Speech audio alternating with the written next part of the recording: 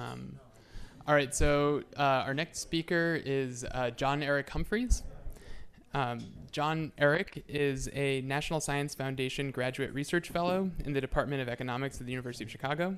He's already published in a variety of journals, and he's also the co-editor and co-author of a book that recently came out called The Myth of Achievement Test, the GED and the Role of Character in American Life. I suggest if you haven't read it already, you go on Amazon right now and buy it. And today, John Eric is going to talk a little bit more about using real-world behaviors to make causal statements about life outcomes, and he's going to focus on non-market benefits of different abilities in education. And as economists, we get a lot of bad rap for only focusing on income, and John Eric is going to show some results on other outcomes. All right, thank you, and thanks for coming back from break to hear my talk. Today I'm going to be presenting some joint work with James Heckman, as well as Gregory Veramindi, who's a professor at Arizona State University. We'll be talking about non-market benefits to education and abilities. We talk a lot in labor economics about the return to education, and tend to think about abilities as kind of being a mediator or some other impact on that. And that's going to introduce bias. And we're used to seeing pictures like this. We say we observe some difference in earnings between where's the pointer? High school graduates and dropouts, people who complete some college and dropouts, or say college graduates and dropouts. And then we have to say, well, OK, we have this observed difference. How much of this do we think is a result of the education? So in these plots, we're just showing as we control for some ability measures and background characteristics, how much of this initial gap can we erase in just a simple Mincer-style regression by including some observables. You can see we can eliminate a large amount of this gap. And this is pretty common in labor economics. A little less common is, let's talk about other outcomes that are not as heavily studied in economics, but are potentially equally important to policymakers or for success in life. So something like incarceration. We might be interested in how ability affects the probabilities of being incarcerated in your life, but also how education affects that, or something even like voting. Policymakers talk about voting. We teach civics courses to encourage voting. We think that voting is valued in some way. So here we're going to try to add a little structure to what we've been talking about today with measurement, so we can have sort of a dynamic model of educational decisions and outcomes, where we can try to get at what's the role of ability in both educational decisions, and also once you have acquired some level of education, the outcomes.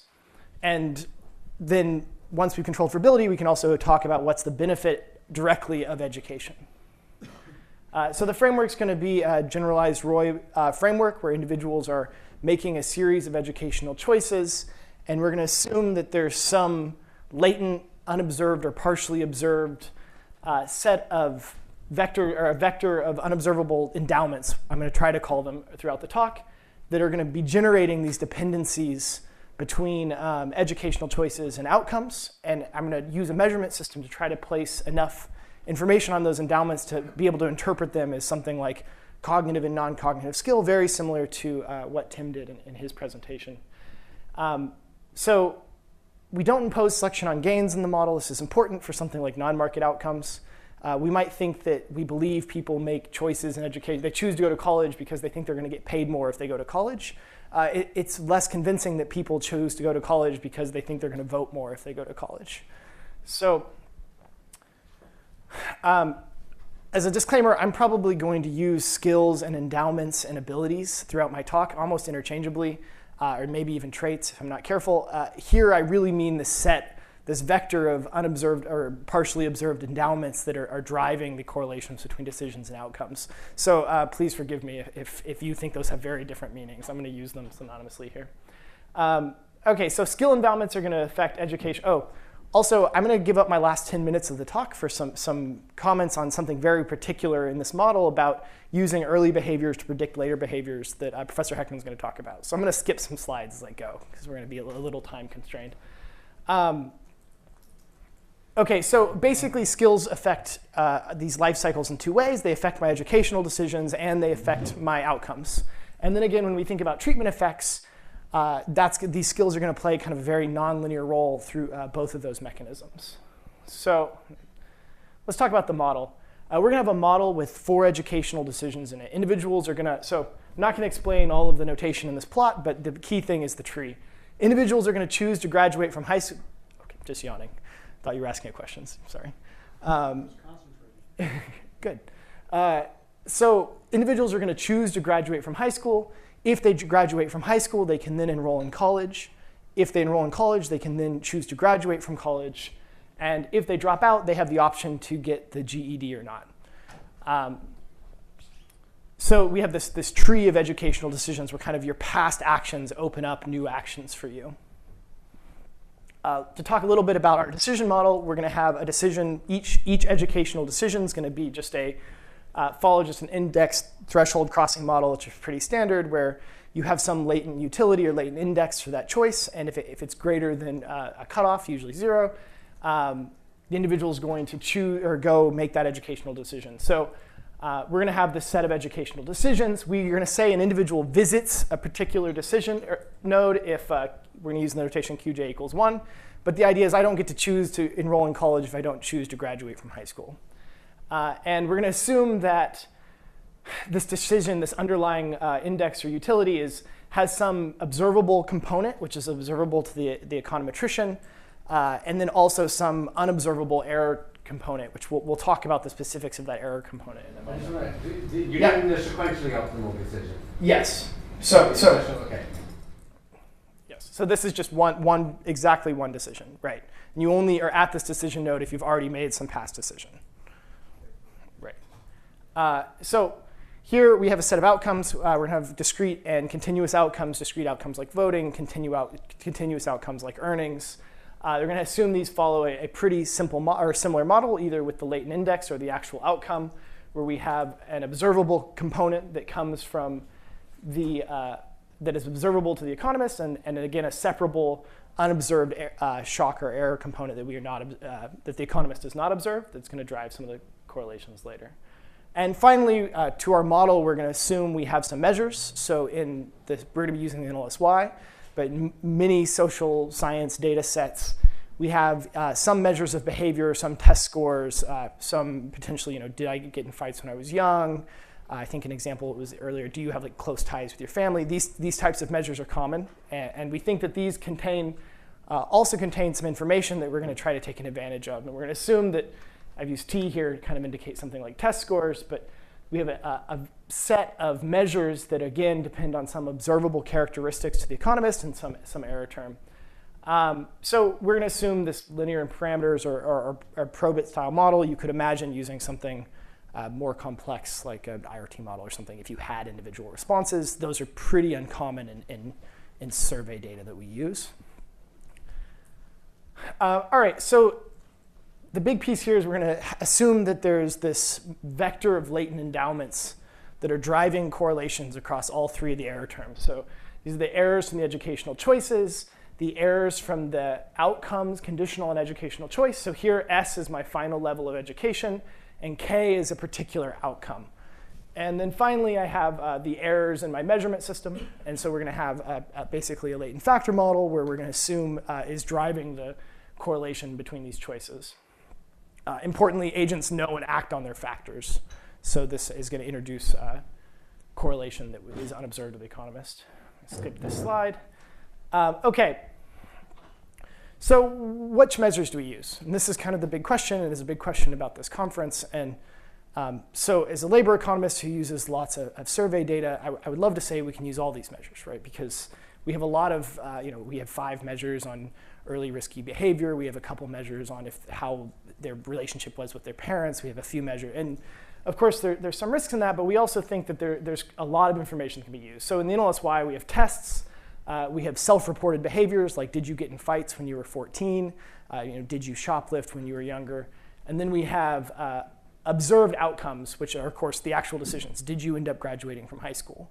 And we think these depend, to some degree, they're noisy measures of this underlying vector. But of course, they also depend on many other things, right? So this is where things like incentives and environment start to really matter, even within the tests.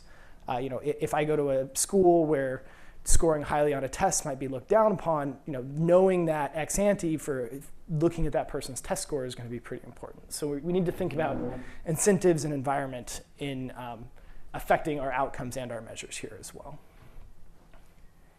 And of course, kind of what we put into our measurement is going to change some with the factor model. We face this. We're going to have to make some restrictions that are going to affect our interpretations a little bit, but we're finding that our results are pretty robust to what observable characteristics we control for and also how exactly we specify our factor model. Okay, so we're going to be estimating the data, or this on NLSY 79 data. It's a group of students who were 14 to 22 in 1979. I think most people are at least somewhat familiar with it, so I'm not going to spend too much more time talking about it. So we're going to assume a distribution for this unobservable vector of endowments. We're going to try to make it flexible, so something like a mixture of normals, where in the estimates you'll see today, we're going to use 2 mixtures. We also tried it with 3 mixtures. That's going to allow a parametric assumption for estimation, but still a flexible form, so we're not just getting results strictly by assuming normality. And we're going to integrate out over this likelihood while using MLE. We're going to perform MLE to estimate our educational decisions and our outcomes and our measurements, and integrate out to recover this distribution. We're going to do this in 2 stages. We're going to estimate the measurement system and the outcomes as a first step, and then, the measurement system and the educational decisions, as well as the distribution of the outcomes. And then the second step, after we've recovered the distribution of the factors. And then in the second step, we're going to use the outcomes and using the distribution of the factors from the first step. And we are going to show standard errors, all of which come from bootstrapping the entire process. So this is the distribution of cognitive and non-cognitive factors. I haven't told you much about it yet, but this is what we recover. Something semi-non-normal. We allow our 2 factors to be correlated. We have a correlation of 0.27 in our data. And so let's talk a little bit more about the measurement system and the outcomes. So the measurement system we're going to use is actually going to be pretty similar to the one Tim presented earlier in many ways, where we're going to have ASVAB, AFQT, right? The subcomponents of the AFQT. Excuse me, can you go back to that? So what is this telling? Oh, this is just showing the joint distribution of... No, but I understand about the distribution. I mean, so we have a bunch of people who are... This is like a bimodal... Yeah, so you get some amount of bimodalness in this distribution of the cognitive factor in our estimates. How you want to... I mean, it's a mixture of normals, so that's something that can come out of it, but not necessarily. I mean, mostly that we're allowing it to be somewhat flexible. It's three-dimensional. It's really interesting. So a bunch of guys were like...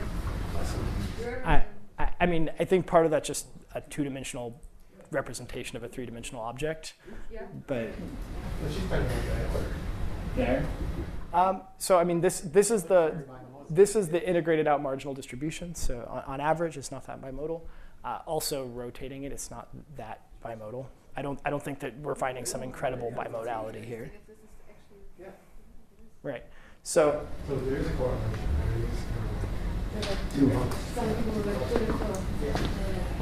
Right.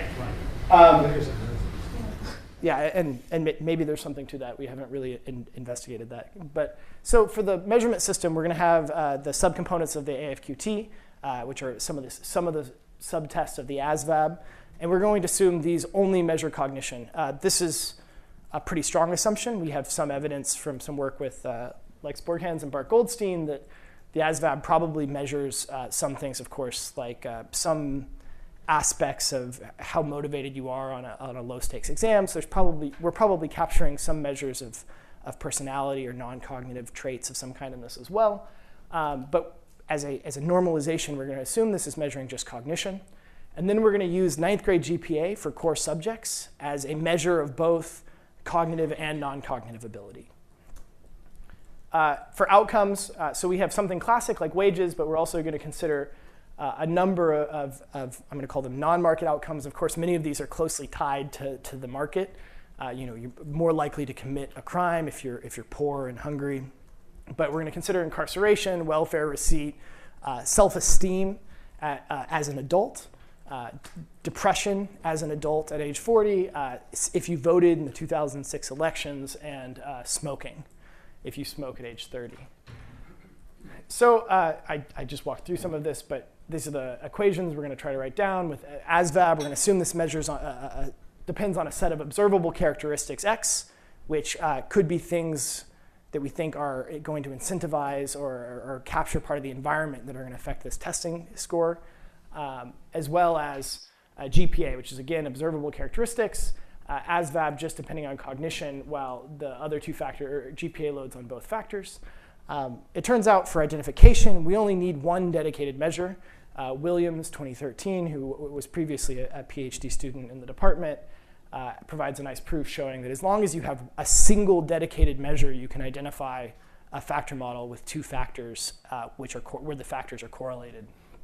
So there's an exclusion restriction you're talking about. Yeah, and here it's right here. It's that we do not allow for the socio-emotional skill to depend or to inform, or the ASVAB test to inform our socio-emotional skill. We're assuming that cognition is only determined by these observable characteristics as well as the cognitive factor.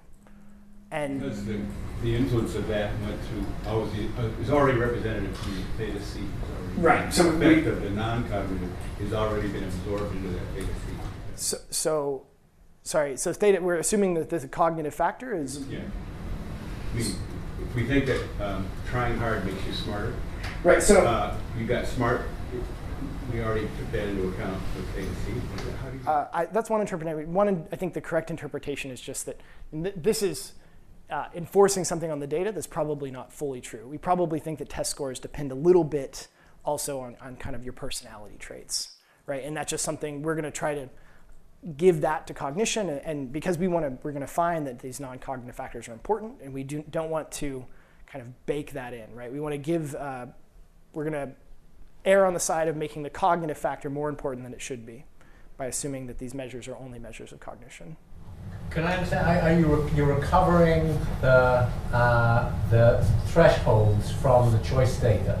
Mm-hmm. Is there an implicit utility function that would make this maximizing Right. to make these? Right, so you can write one down, and you can write one down, and we're kind of abstracting from that. We like this idea that you're going to just come up with probabilities. In many ways, it's a treatment effects model. So we're going to say we can recover the probabilities of decisions given your endowments and your observable characteristics, as well as conditional outcomes, and then we're going to simulate out. And when we simulate out, we'll talk about the kind of forward-lookingness. Well, but the utility, it's sort of value functions because it's a dynamic program. Yeah, right. So we're linearizing those and basically saying we can use that linear approximation. It could be with polynomials and And you can put forward. So we're not explicitly imposing. I can see that. I mean, I was just wondering if in the end you can turn around and say it's as if they valued this as follows. If they were to be optimizing, it would be as if they valued each factor as follows. In principle, you're saying non-parametrically or something? Or yeah, testing against a particular, certainly you can test it against a particular parametric specification. And actually we did another paper where we actually impose a particular parametric specification on the data. We found that we could get some very interesting graphs, but the fit of the data from that was very, very poor. And in fact, it seemed, one of the big findings in this literature is that these non-cognitive skills, so a pure income maximizing model doesn't work. The non-cognitive skills play a very important role, and it's as if there really are some missing ingredients from the standard model.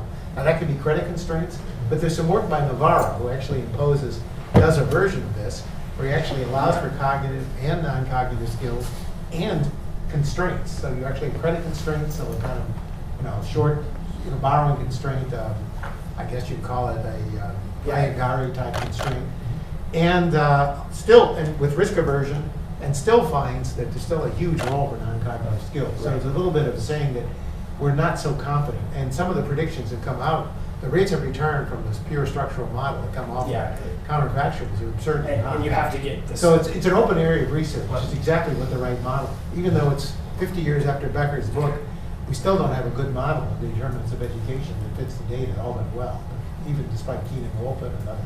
So that's a side story, but so in principle you could add polynomials and forward-lookingness and even when you allow for And in fact, when we tried to estimate this model several times, we were putting in sort of forward-looking, like when I'm graduating from high school, am I taking into account the price of college tuition or the price of the differential college tuition in my state, and how is that affecting my decision? And in fact, for these early decisions, we find very little evidence of kind of forward-lookingness for individuals. So things that are should be relevant, it's public information. This is not a secret. It's like what your community college tuition is in the area where you live, and it is relevant when you actually make the decision at community college, but not for dropping out. So it's interesting. Do you decide to go on? It's highly relevant. Yes. Did I decide to drop out of college, high school because of it? No, which is interesting. So we do some tests of asking how forward looking, Good. but it's not a definitive story yet. I wish there were. Yeah. So we also have, from the NLSY, we have a set of behaviors that I've alluded to earlier, such as early risky or reckless behavior. This is like shoplifting or vandalism. Early smoking, so if you had smoked cigarettes by the age of 15, if you've fought at a young age, so these aren't criminal offenses, but things we might, once you condition on their environment, we might think inform our factors. And when we include these, we actually don't get a much different of an answer. In fact, if we remove GPA and estimate the model just with these behaviors as measures of non-cognitive and cognitive ability, we reach pretty similar, though noisier, conclusions. And of course, there's some concerns with this. So in this, I believe what Professor Heckman will talk about for 10 minutes at the end of the talk is we're concerned about predicting behaviors with behaviors. Armin, you spoke about this briefly at lunch. This idea that I have smoking at age 18 or age 16 predicting smoking at age 40, and then I'm trying to tell a story where that's non-cognitive skills, right? And we're worried about that. So there are some risks with using early behaviors, but I mean, these aren't going to end up, so except for early smoking, many of the outcomes are not directly related. And then secondly, I mean, these have a lot of information. They can produce almost the same results as if we use GPA. In some other work, we show that using the GSOP, if you use all of the self-reports on behavior in the GSOP and extract factors from that and run that on the probability you enroll in college, you actually can explain about the same amount of the variance as if you use factors extracted from the Big Five and the GSOP. You don't have interpretations for the factors, right? So in many ways, we lose this kind of reference that Steve Droloff was talking about during his talk about something that's nice about the Big Five is it gives us a rotation that's interpretable. But in terms of explained variance, we can use these behaviors to recover a similar amount of explanatory power for something like college enrollment. Some work with Fabian Casa at Bonn. So robustness, I'm not going to talk about because of time. So let's talk about skills. So these skills we're going to extract and we're going to refer to as cognitive and non-cognitive skill affect our outcomes in two ways. They affect our educational decisions, and conditional on our educational decisions, they affect our outcomes. So for something like wages, we think that maybe wages conditional, regardless of your education decision, being smarter makes you earn more. Being harder working makes you earn more via being a dropout or being a high school graduate or being a college graduate. It's less clear that should be true for non-market outcomes. It might be that being smarter makes you more likely to go to college. And in college, you learn about civic engagement. It makes you a better voter. And being just smarter doesn't make you a better voter, more likely to vote. So there's these two mechanisms, and we're interested in interpreting these mechanisms. So I'm going to skip this in the nature of time. We do a decent job explaining the variance. We find that both factors are important in explaining our outcomes. So endowments on educational decisions. So first of all, we get sorting on our two factors. It's in a pretty predictable way. We find that college and some college are right-shifted. High school graduates are in the middle. With GEDs these are terminal high school graduates with GED recipients nearly overlapping on cognitive skill, and then high school dropouts being left-shifted. The sorting for socio-emotional factors are almost identical, except that the GED recipients are left-shifted to have socio-emotional skills overlapping almost exactly with those of dropouts, which you can see why in a moment. So I'm going to show a number of figures that look like this that are going to talk about the role of both cognitive and non-cognitive factors on outcomes. So this is on the probability you graduate from high school. This is by population deciles. in both dimensions, the probability you graduate from high school, while these are the integrated out deciles for the cognitive endowment and the socio-emotional endowment. These bars are going to show you kind of which part of the population is actually at the decision node. It's confusing right now because everyone's at this decision node, so they're just flat. But when I go to the next figure, it'll make more sense. It looks symmetric.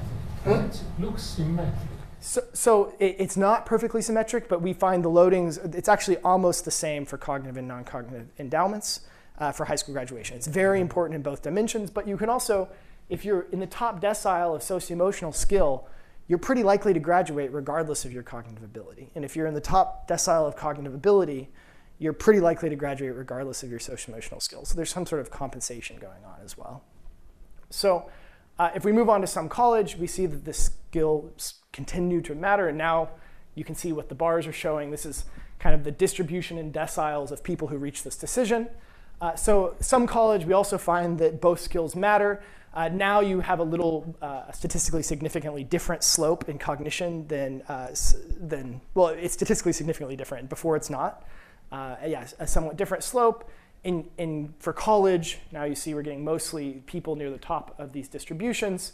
Again, we find the skills are important. So these skills that we're extracting are very predictive of the decisions being made, except for the GED. So for the GED, and what is the GED, right? The GED is a test that you sit and take for a number of hours. It's designed to test the high school curriculum, and it measures almost explicitly cognition. So the probability you get a GED. It's the smart and lazy kids? Yes, there's a book that Tim referred to you on Amazon about this that he wrote, and and this is exactly it, right? The selection on passing a cognitive test is only on cognition, and this is what we find in our model. So these play a really important role in educational decisions, and that's going to produce differences in outcomes. So this means that if there's returns to voting by education, we're going to see that in skill, come through skill through the outcomes, but there's also the direct benefits of skill. So this is the role of skill on self-esteem, conditional on being a high school dropout. So this is saying for the people whose terminal state is high school dropout, how does their self-esteem change with cognitive and non-cognitive skill? And it turns out that if you're smarter, you have higher self-esteem as a high school dropout, right? So I mean, a little bit of noise, but I mean, you could maybe try to tell a story about this being downward sloping, but we can't reject that it's flat. But similarly, for self-esteem for high school graduates, we find again it's the smarter you are, kind of the higher self-esteem that we're finding you have, and then. But for high school or for college graduates, we find that this is really pretty flat, right? So if you're a smarter or less smart college graduate, we're not finding some large gain in self-esteem. And again, you can see these differentials are also going to impact our treatment effects, kind of foreshadowing what's coming, and that if you're in the low ability and you graduate from a low ability individual, you're going to have a very different skill price as a college graduate than you are as a high school graduate. So a couple more of these. So for smoking, we find that it's for high school dropouts, it's decreasing in both skills. It's pretty flat for high school graduates in smoking, and that it's pretty flat, but also somewhat decreasing potentially for college graduates. And one more, depression, where I've scaled depression. It's a depression scale where a higher number means less depression. And again, you're less depressed if you are smarter as a high school dropout. Kind of flat in socio-emotional skill, a slight slope for high school graduates on depression, and for college graduates, again, a little bit of slope on cognition. So we're getting at least some small effects on these conditional outcomes. These abilities are still playing some sort of meaningful role, even once we've accounted for them selecting into schooling. And finally, we're interested in treatment effects. We're interested in understanding how the kind of direct impact of schooling has on these. We've already discussed there's kind of two roles of skills, which is what we just went through. And now we'd like to know how schooling itself kind of impacts what we think these earnings are by changing skill prices and changing the earnings equations. So we have this tree. Yeah? To go back to 2 of these slides, I mean, this is really surprising, right? That depression depends on, say, cognitive skills. I mean, dropout and depression. Right, so- what does it mean to drop out if you're smarter or less smart? I mean, effectively, right? You treat it as if this is the outcome, but life goes on, right? Right, so these are terminal states, right? So In your data. yeah, so these are But people not in who, life. I mean, if you're smart and you drop out of high school, I mean, you have maybe multiple ways to succeed in life anyways. right, right. You'll start Apple or something. Yeah, so For example, so the question really is, Microsoft. what do we compare here? right, so so your argument is that The meaning of dropout by IQ, say, is probably very different. yeah, so we don't have we're not capturing sort of mediation here, right? If you're dropping out as a smart person, even if you had the same cause of dropout of somebody with a lower IQ, there's a chance that you can recover from the dropout state better. You know, so we do. I mean, we haven't done mediation analysis where we look on kind of adult outcomes also directly affecting self-esteem, right? So this is kind of a compound here where if you drop out and have low ability, there might be, or high ability, there might be some mediation. There certainly are some mediations that go on, right? And here we're just going to get the overall effect, not this kind of, if I drop out, or if I'm a low skill dropout, maybe I can never get a job for my entire life, and that's very depressing. And if I'm a high skill dropout, I can. I'm not gonna be capturing that. Yeah, I'm just gonna get the overall effect. Yeah. I'm just wondering, when is this being measured again? Which one? The outcome? CSD. When is age 40. Age 40. Age 40. So then this is, you know, more than 20 years after someone's dropped out of Right. school. Right. So it's had. I mean, if the skills are going to drive some lifetime effects, yes, we see that. So I'm almost out of time. So I just want to talk briefly about treatment effects. We're going to have what we call dynamic treatment effects here. So if you graduate from high school, so the thought experiment is take the same individual and force them to not graduate from high school, but then let them do whatever they would like. So if they want to go on and get a GED, they can. Alternatively, you take a high school graduate and you force him to graduate, the same high school graduate, and you force him to graduate from high school, but then you let him go on to enroll in college or graduate from college as he sees fit. So we're only kind of taking some sort of assumption about or forcing some behavior at one particular decision, and then we're letting individuals proceed to make kind of the best optimal choice from there. And this is going to give what we call a dynamic treatment effect, because the actual outcome we observe depends on what they do afterwards. So there's sort of a direct effect, which would be high school versus dropout, but then there's these continuation values, because a person who graduates from, when we force them to graduate from high school, they might then go on and choose to enroll in college and graduate from college. And of course, and all of those depend on your underlying skills as well. So for log wages, we find a pretty typical story. We find that looks like from our model, there's some benefits to graduating from high school kind of across the board. But then as you move up to higher levels of education, the returns are really for the high skill individuals. So it's probably too small to see in the back, but this is the marginal treatment effect, so people who are nearly indifferent to the decision, the average treatment effect for the people at the decision, and then low and high skill individuals. So you see here that for enrollment in college and graduate from college, it tends to be more and more the high skill individuals who are returning, or seeing returns, which is a pretty common result in kind of labor economics. But for many of the non-market outcomes, this is not the case. So we find that the real place we see returns from prison are low-skill individuals who graduate from high school are just much less likely to be incarcerated at some point in their life. And similarly, if you are a low-skill individual and you manage to enroll in college or you manage to graduate from college, it seems that several years later, a decade later, you have kind of persistently higher self-esteem. So it seems that education for the low skill is going to increase your self-esteem, but not necessarily the high skill, or maybe that's a presumption. Similarly, graduating from college on depression kind of has this flavor where it's low skill individuals who are benefiting. Voting, education seems to increase civic participation, but it's not in particular patterns. And then smoking as well, where we don't see this kind of low skill individuals benefiting the most. But we can build out these treatment effects which are interesting and very related to the skills we discussed. So I think we showed that we can use these kind of real-world behaviors that are common in survey data sets to extract underlying ability measures, and those ability measures are pretty predictive of outcomes and certainly educational choices. And we showed that they impact educational decisions and they impact the outcomes. We also found that these non-market benefits also depend on skill, but they also are improved by education, especially for low-skill individuals for many of them. So I'm a moment over time, but is there a question or two before we let? Yeah. Voting strikes me as a different behavior from the others. And what I mean by that is that we have some, I think, standard explanations of why people do it and not smoke. In contrast, outside of a normative explanation, I'm not aware of any argument on voting.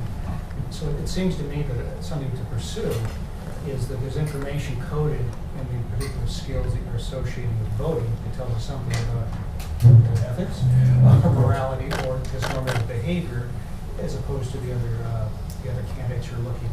Right, and that's one of the reasons. I mean, we also have some measures of trust, which are pretty noisy and it seems and difficult to interpret. But this idea that schooling might do something to morality or the set of skills. It's a tricky business because Absolutely, it might be rational. Well, yeah, there's the issue of trustworthiness, but voting in particular has is essentially is a normative activity. It strikes me that's a useful thing to contrast with the others. Right. Can I just interject? Yeah. That's not true in Australia. It's required. Mandate. I know. I was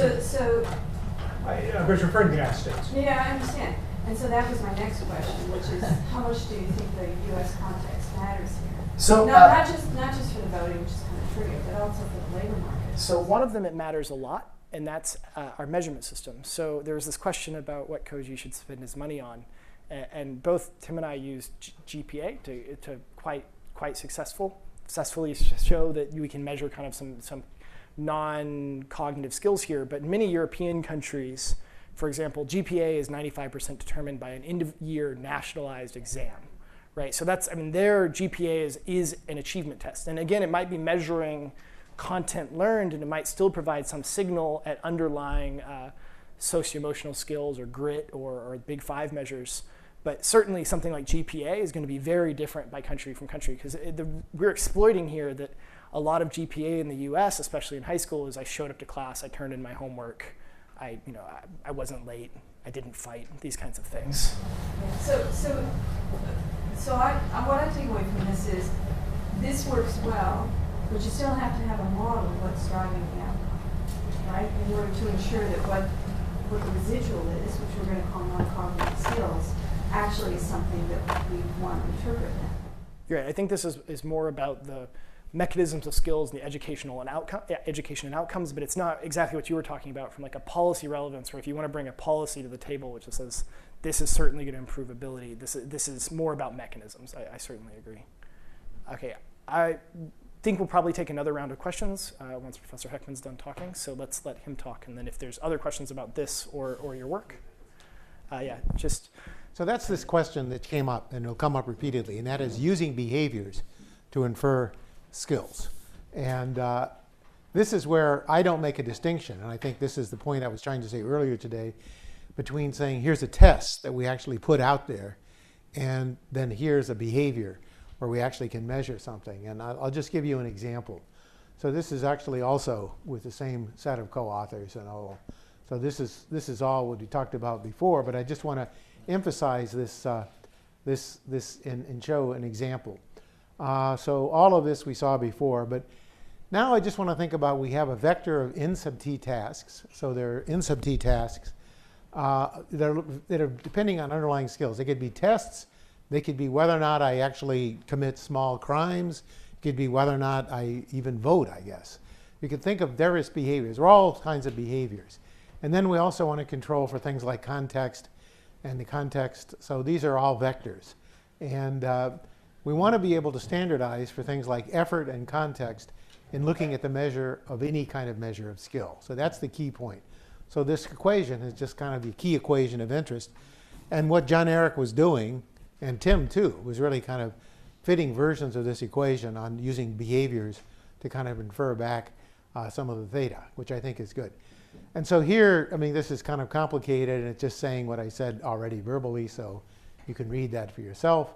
And the effort matters too on things like rewards. So all of this is pretty well documented. I first learned this from Angela about the IQ test effects and so forth. And so we know that we have some questions, but I would throw the question back on people as to how much we know about the quantitative importance of this. We have certain examples, and Brent has who's not here, has done some work on how reward structures, and I know at ETS there's been some work, and I'd be really curious about how much we know about the quantitative effect of incentivizing high stakes versus low test stakes, and I'm just wondering how broad the knowledge base is. So this is the same thing. So here's the same graph I put on. There you go. So here I'm going to give an example that's trivial from the point of view of economics, and it's probably the worst possible thing to do because it's trivial economics and it's too much mathematics for some other people. So the worst of all possible worlds. But basically, the problem is just of an agent deciding how much to spend over the lifetime. Just a standard, what's called a consumption smoothing problem. So without getting into the mathematics, you can look at some first order conditions. But you come up, so R is the rate of discount, is the rate of interest in the market. Rho is the rate of discount. And I think of that as a preference parameter. And that's something we'd like to get at. And so this equation here, and then A is the stock of assets. Oh, no, sorry. Yes, it's the stock of assets. I parameterize this in a certain way. And T is age. So we have measures of things like interest rate. So that's context in this case here. We can look at context. We can also look at things like asset stocks. So we know that as well.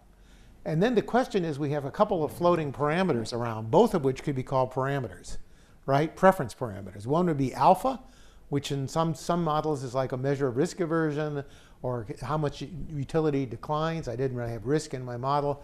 And the other one is this time preference parameter. But the key point is that we can imagine inverting this equation. This is just a simple example of this equation where we can actually invert this equation, look at consumption.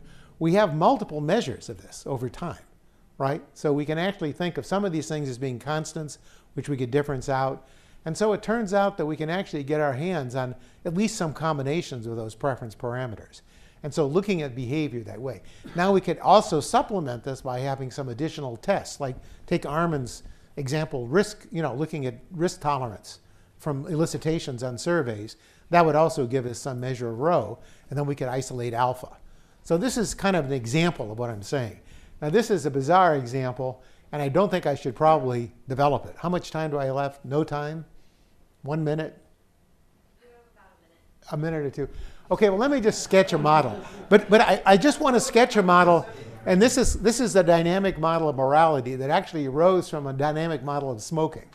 So it's you want to think of it. It's basically what some economists would call rational addiction. Rationality doesn't have to be a key part of it, but it's operating dynamically. And to kind of add to what both Tim and John Eric were saying, we want to think of the skills as emerging dynamically. So instead of having like a fixed skill at a given time, there's an issue about measurement. You want to know what the relevant skill, if the skills are changing, you kind of want to know what the skills are at the time you're taking the measurement, okay? So if it's at age 40, like in some of the graphs that John Eric was talking about, you want the stock of theta. So theta is time subscripted, and so you want to know that. But you also want to know how it might evolve. But here there's an opportunity. So this looks like a mess, but actually it isn't. This is a mess. But I don't know. So let me just state it verbally. What I'm doing is taking a version of this model that I talked about before, but putting it in a dynamic setting where people are saving, they're also working, they're also going to school, all that we've seen before. Now I'm being more explicit about the framework in which this appears. But on top of it, we're also having moral behavior. And so we can think of morality as a trait. I don't know if you want to think of it that way or something related to it. You can think of it as honesty. Many people talk about honesty. And so without getting into the mathematics of this, and I've just cut this out of some recent paper on slides. So we have a bunch of state variables. And we can think of this as basically the moral stock of an individual. And that moral stock is acquired. And it actually manifests itself in multiple ways. It actually would manifest it. You could put time preference. You could put in some other measure of stock. And it could be a vector. I'm not going to. But what we can do is we can look at how these effects of things like schooling, work experience, and choices that individuals make over their whole life cycle give us some indicators of what those dynamic stock variables are. In this case, it's H of T. So that's the moral state variable.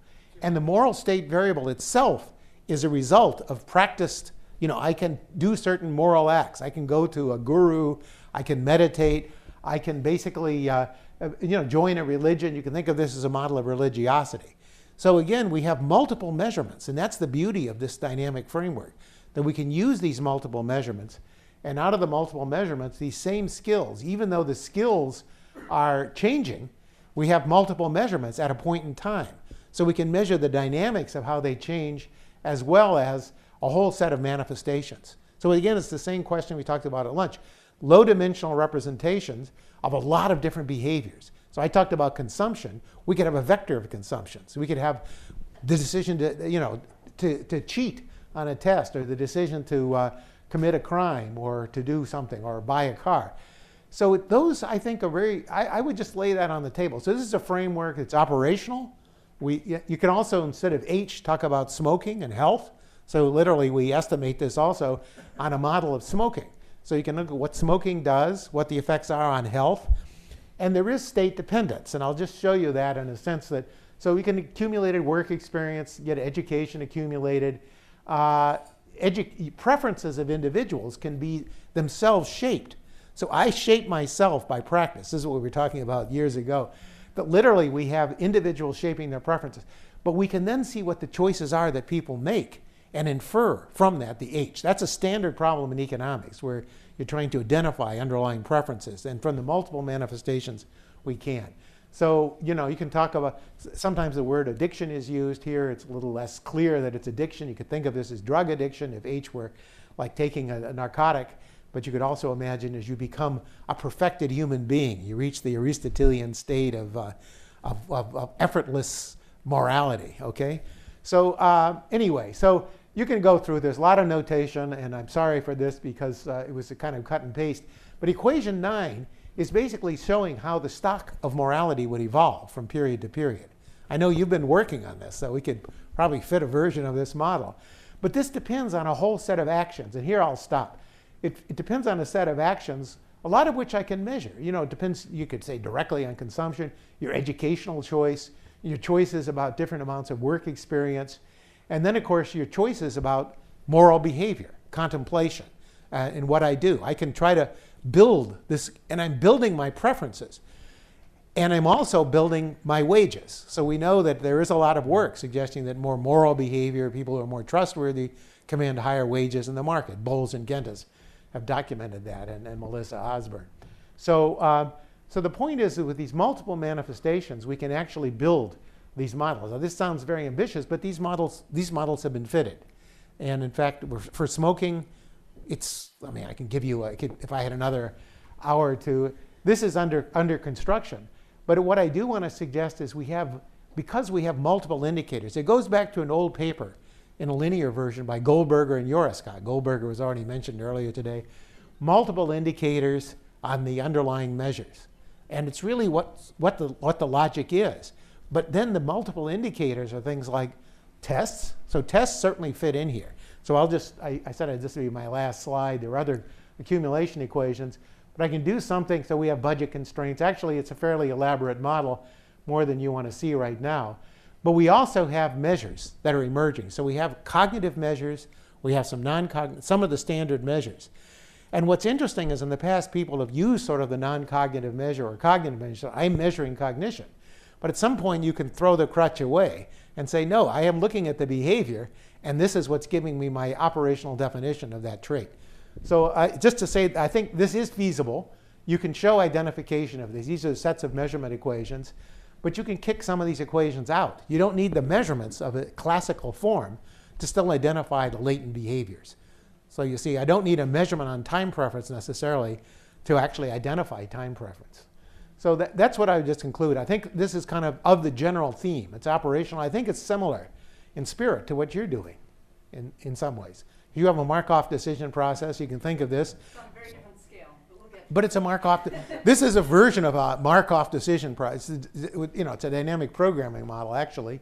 It's taking into account that today I take a moral action, and we can test whether that's true. Do I take it in advance of thinking also one of the benefits is my improved action in the future, or like John Eric was doing, not imposing that on the data, then asking, am I inadvertently becoming moral and I harvest the benefit later? So there's a sense, I just want to, I hate to use the word intentionality, but you can start getting at how far-sighted people are in that regard. So you had a question, though. I shut you off. Okay, sorry.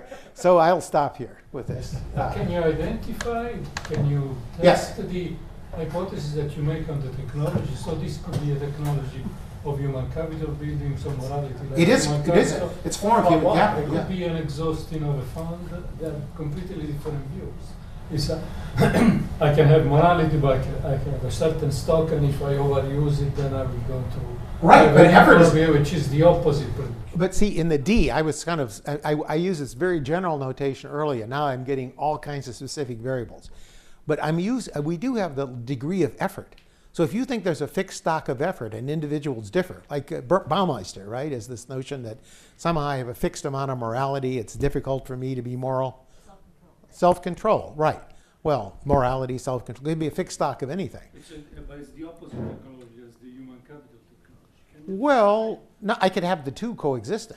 And I can have this as a special case, that actually what happens in your model would be then that I would not, through any of these moral actions, change my stock of morality or self-control. We can change it to self-control, right? So there would be kind of a stationary model. I could have an aging effect. So remember, I have a dynamic model, so I can look at these decisions over the lifetime. And therefore, I can allow the thetas to evolve over the lifetime. That gives me a lot of mileage, right? So I can do the same kind of test you're thinking. Cross-sectionally, no. But dynamically, I think I can, right? How much effort, less effort. So if I've actually acquired this kind of Aristotelian perfection, the amount of effort that I have to take, I don't have to go to the temple or to the, or go meditate on the mountain to get the same level of morality, say at 45, that I required at 15. So those are observable implications. You want to go into further detail? I don't think they're opposite. I mean, certainly one is fixed and the other's not. Now, can you decide from the data which technology you are using, or you have to use an a priori assumption on what technology it looks like? No, but here, this technology, whoops, let me go back here a second. This technology, look, you're going to have to start somewhere. I agree with this. Let me see, my equation 9 here, yes. So this is my equation. I could equally well be that this function is not showing any growth, that h doesn't. What is the derivative of h with respect to dE? With respect to dE, that's key. That's what I'm saying, right? And if you can determine, you can identify that by having, again, we have measures of morality, or we can ask what are the manifestations of morality, say in situations of trust, in situations of compliance, and maybe observer reports. So I don't want to say, I can say, is Tim a moral person? Is Angela a moral person? No, but I could use all of this data to get, she's not. She admits it anyway. Tim won't admit it. No, but I'm saying that these things are on the same footing logically. And I think that's all I was saying. And I think it's important though. And I think that's kind of what the thrust of these last two papers has been here in some sense, right? That in terms of measurement systems, I think they are. And we could have dynamics because we have behaviors going. It's not just a one-shot measurement. It's a measurement over time of how these behaviors occur. So, but I agree with you. I haven't specifically tried to rule out a version of Baumeister. But effort is in here. And so D is actually then, the DH is this is vector of activities that I use for moral behavior. And we can also have effort E here in this thing here. So there really are, we can measure them. Part of it is, theoretically, I can make this distinction. Have we actually made the distinction in a way that would probably satisfy me or anybody else in the room? I would guess no. There are a lot of questions. But that's going to be true of just about every empirical paper. But I do think in principle it's a useful distinction to make. So there's data. So you've actually fit this model to data? Yes. For smoking. And you parameter, yes. The data set Okay, is written. in smoking you get what? A human capital model or a self-control? In smoking, you find a human capital type model. You find there's like an addiction. Because remember, it's not even human capital. You're forming an addictive capital that affects not only kind of your desire, your motivation. It's operating through preferences. I kind of skipped over the model, but it's also operating through time preference, the actual way you discount the future, right? So there could be biological effects. That's the point. There are multiple manifestations. So there'd be implications for things like, do I save less, right? Do I build more asset stock? No, for example, if I'm smoking and my kind of probability, the rate of, my probability of survival is lower, then I might take less actions to sort of protect myself against old age and worry about things. And those are observable phenomena that I could look at, right? So in that sense, I mean, that's a kind of a rough qualitative answer. If you want a precise answer, I'll try to show you privately. I mean, there is a question, can you completely non-parametric here in this model and identify it? And the answer is, to my knowledge, no. I mean, that's kind of a version of Rust's theorem, but it's a super Rust in the sense, right? So you are going to need some things like separability, you are going to need certain things, but this is non-separable.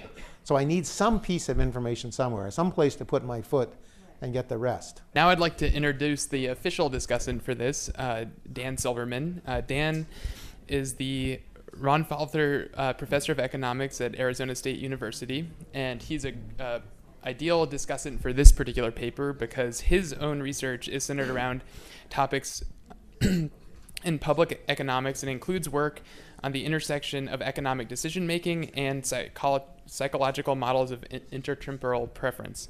And I think I just do want to offer context. There's so many ideas and important contributions to this paper, to this set of work, that I think it's worth setting the context for people who are less familiar with it. So it is familiar that everybody's trying to understand the causal influence of education on a lot of important outcomes. And I'm sure many people understand the importance of ability bias, that there's something else out there, call it ability, call it skill, that leads both to more education and to these other outcomes. And the struggle is to find out which is which. In addition, and maybe it receives less attention, there are these dynamic considerations, some of which came up in the discussion, that make understanding the effect of education hard to interpret. So what do people do? I think there are two broad set of approaches. The first is to implement what might be called instrumental variables or regression discontinuity designs. So you find something that shifts in a logically exogenous way the demand for education and see what happens to people. Regression discontinuity is a sort of fancier version of the same thing. A lot of people view these estimates as more credible than other efforts like regular old OLS kind of controlling for some stuff. I think, especially in the presence of dynamics, these are hard to interpret, these estimates. And they certainly, I think, I don't know how controversial this is, but to me, they often lack relevance for key policy questions, and that's in part due to the fact that they're valid for very special populations typically. So just think of an example of mandatory school laws in England forcing people to have a little bit more school, and then you see what happens. Well, obviously that's the instrument, if you want to call it, that affects only these marginal people who are, literally on the margin. And so the policy questions that you might want to answer, you have a limited set of information about. The alternative, which is closer to my heart, is to estimate structural parameters of dynamic models. They will rely typically on very specific theories, and I mean specific, like really writing down utility functions, et cetera. That's a downside. It's also a plus for interpretation. But I think a real challenge there is it's often difficult, and this has certainly been my experience, to explain what variation in the data identifies the model's parameters. There's just so much going on. And often these parameters, the models have to be fairly complicated in order to have a chance of fitting the data, so what's identifying them is often harder to say. Okay. So despite these different methods, I think both RD or /IV and these dynamic structural approaches indicate a really important role of abilities. The association between education and wages, earnings, and health, et cetera, is driven importantly by especially pre-market abilities that seem to also influence education. Just one indication of this is the OLS and the IB are very different. That's in that method. Jim mentioned this before. Very famous paper in this dynamic structural world is Keenan-Molpen in 1997, and a headline of that paper is that unobserved heterogeneity pre-market, anything that's being modeled in that paper, explains a ton of the variation in wages, occupation choice, et cetera. So I think either way you cut it, that motivates a lot of interest in these unobserved skills, thus this agenda. So what does that mean? It means an effort to observe and quantify those skills. It means efforts to understand how they're accumulated. It means efforts to model and estimate their effects. And that's, I think this is basically, you're doing it all in one paper. And this paper, this set of papers, is really seeking a middle ground between that RD approach and this full-blown, what I would call full-blown dynamic structural model. So you're going to model, as you saw, the dynamics intrinsic to education. It's very hard to get a college degree if you don't finish high school. It's just an example, and actually estimate the value of those interim steps, so you can actually get the interim influence of each, and that's an interesting kind of experiment that is very, as far as I know, impossible to do absent a well-specified dynamic model.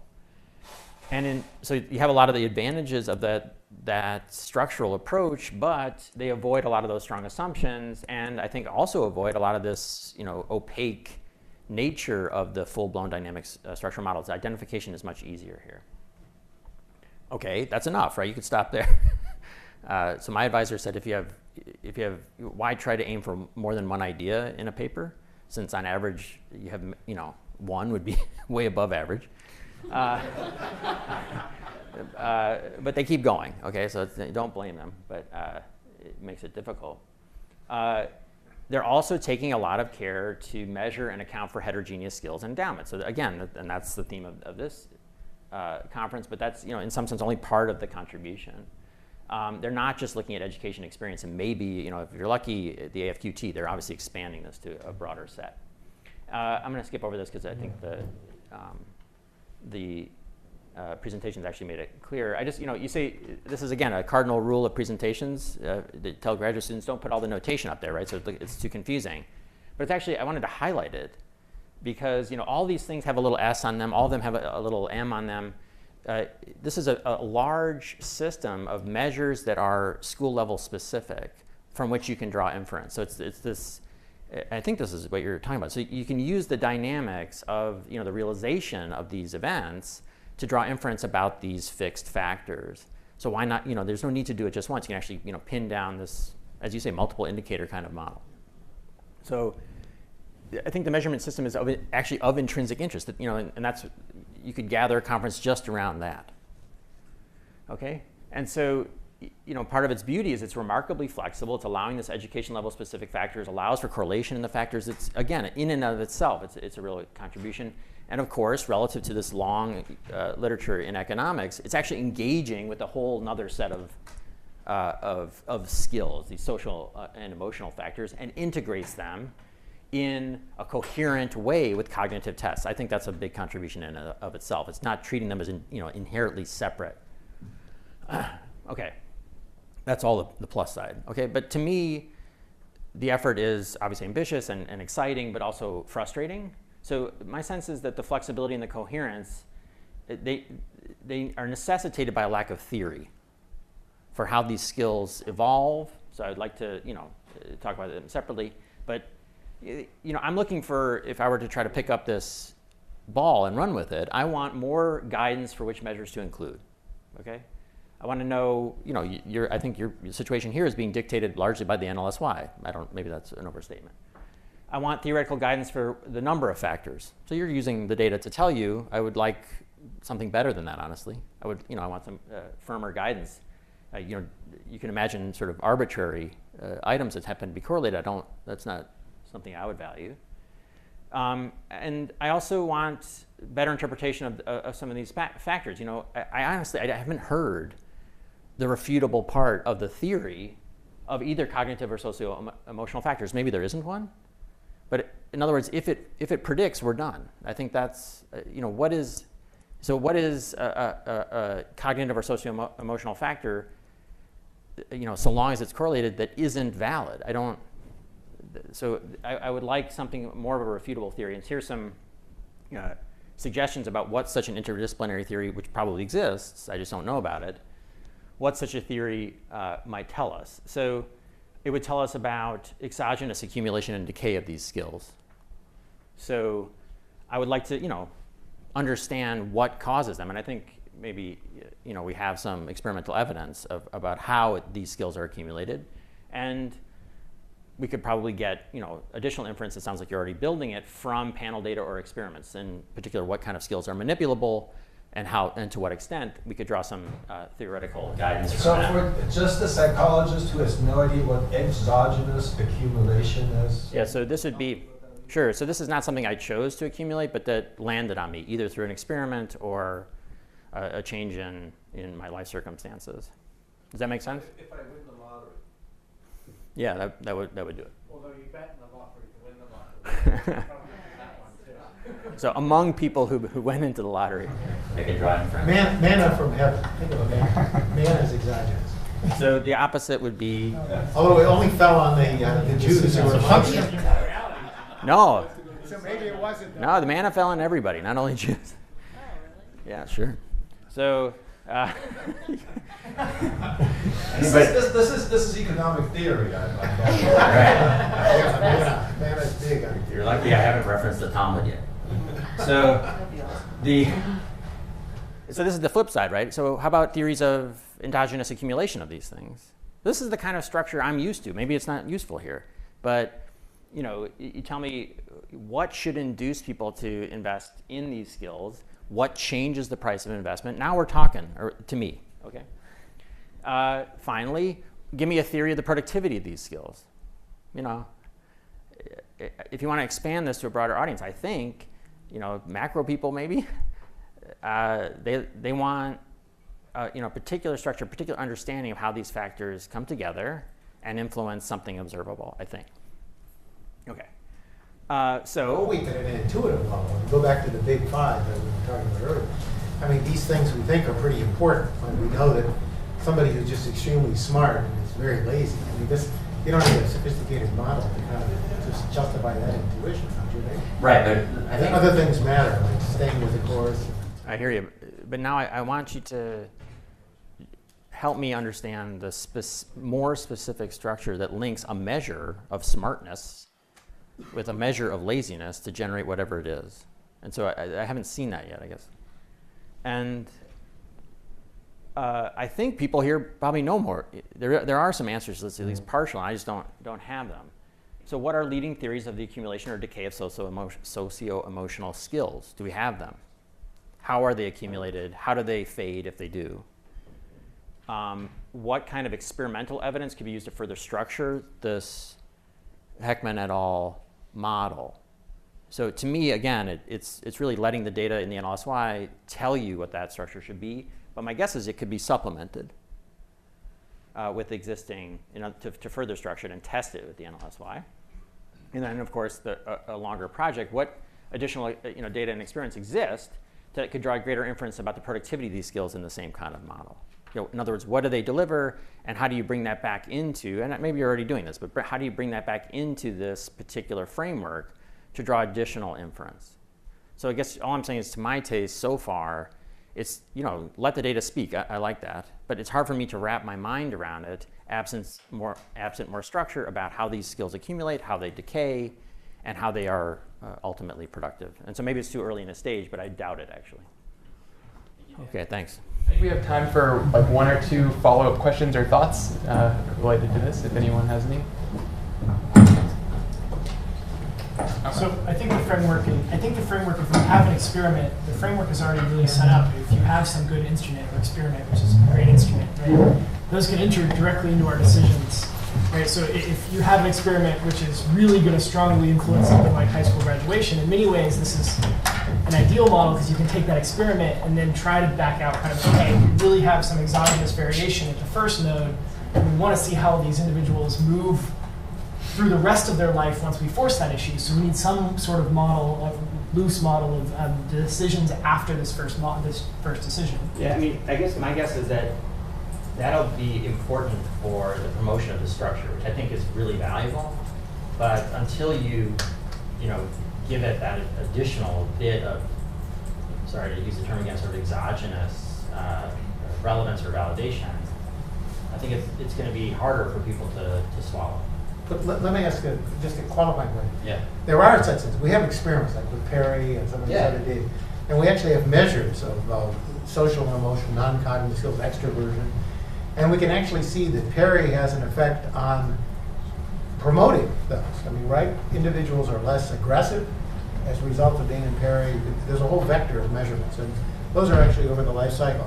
And then we have a bunch of outcomes, like, criminal activity and adulthood, and earnings, and so forth. But the missing link, so we need more than one randomization. Because the problem is that even though we have a randomized trial showing that there's an effect of the treatment on the measurement, and an effect of the randomized trial on the final outcome, like crime, there's still a missing link. The randomized trial could have caused some other unobserved factors to have been augmented. So I need some other non-experimental evidence to somehow add to that, which is a limitation. So experiment is great. It gives you an extra margin you wouldn't have without it. Okay. But there is an additional requirement. Okay, right? so it's worse Yeah. than I thought. Well, no, but it's a limitation of experiments. People. No, I see. So if you want to be What would that interpreted non-experimental data, what would that data be for Perry in particular? for non-experimental data. Yeah. Oh no, for non-experimental data, they kind of are something like the CNLSY or something, right? You say here are these traits. You That's found that correlated with the. yeah, they correlated and they emerged, and parents, you could try instruments like the parents are, not at home, the father dies, income shock, or something like that, yeah. But I mean, the question is there, and I don't want to make it sound overly difficult, but I think that it is there. I don't think there are unreasonable solutions either. Good, okay. So I'm not, Great. Thank you very much, Dan.